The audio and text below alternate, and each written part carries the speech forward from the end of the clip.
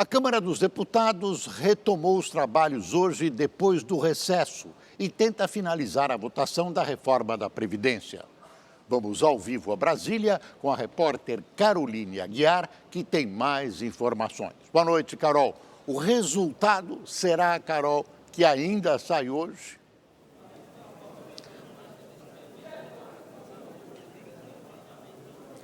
Boa noite, Boris. Boa noite, Amanda. Bom, a intenção do presidente da Câmara, Rodrigo Maia, é que saia algum resultado sim ainda hoje. Ele quer votar pelo menos o texto principal e mais 2 destaques. São aquelas sugestões de mudança no texto. Mas a gente já ouve aqui nos bastidores que a oposição vai ser muito dura e que por isso pode ser que não dê tempo de votar nada hoje. Então a gente vai depender aí do presidente da Câmara e do governo vencer essa obstrução. E para tentar ajudar a caminhar com essa votação, o governo quer liberar mais dinheiro para os deputados. Chegou agora há pouco aqui no Congresso uma mensagem da Casa Civil pedindo a liberação de 3 bilhões de reais em créditos extraordinários. O que é isso? É dinheiro extra que está bloqueado no orçamento e que o governo quer liberar. E esse dinheiro seria destinado para emendas parlamentares, que são aqueles recursos que os deputados destinam para as bases eleitorais. E a gente vê muito comum em votações importantes o governo liberar esse dinheiro para poder, digamos, agradar os deputados. E agora a gente vê aí uma mensagem do governo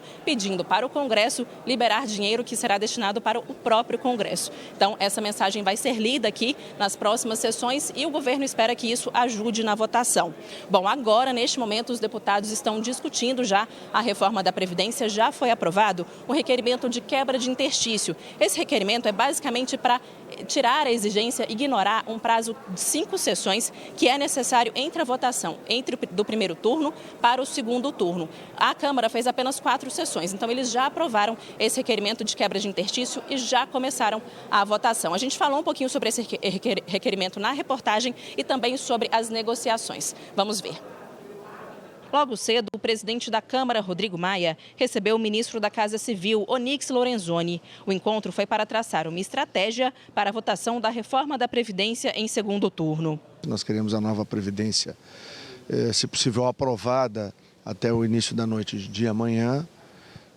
Nós também sabemos que a oposição deverá apresentar uma série de destaques.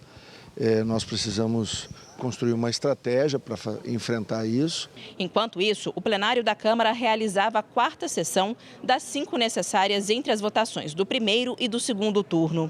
Mas para não precisar esperar esse prazo, que só seria encerrado amanhã, aliados do governo vão apresentar um requerimento pedindo que essa regra seja ignorada. O objetivo é começar a votação ainda hoje. O presidente da Câmara estava confiante, não só no andamento da votação, mas também na quantidade de votos. No primeiro turno, o placar foi uma surpresa, com 379 votos favoráveis.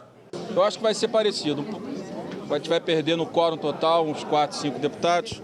Isso pode reduzir uns 4, 5 votos. Depois que o texto base for votado, os deputados passarão para os destaques, que são sugestões de alteração no texto. O ponto que mais preocupava era o valor da pensão por morte. O texto prevê que beneficiários que tenham uma outra renda formal podem ter o benefício menor que um salário mínimo. Mas havia um desentendimento sobre o conceito de renda formal. Para acabar com isso, o governo editou uma portaria regulamentando esse item. Para dar uma segurança aos parlamentares de que ninguém vai receber menos do que o piso do salário mínimo. Em outra frente, os governadores continuam a articulação para que os servidores públicos dos estados e municípios sejam incluídos na reforma. A estratégia é elaborar uma outra proposta de emenda à Constituição para fazer a mudança, evitando que a tramitação da reforma da Previdência seja prejudicada. O texto deve começar a tramitar pelo Senado. Por isso, os governadores se reuniram e depois foram fazer um apelo ao presidente da Casa, Davi Alcolumbre. A estratégia também já está sendo costurada com Rodrigo Maia. Por unanimidade, os governadores entenderam em apoiar o texto proposto pelo Senado Federal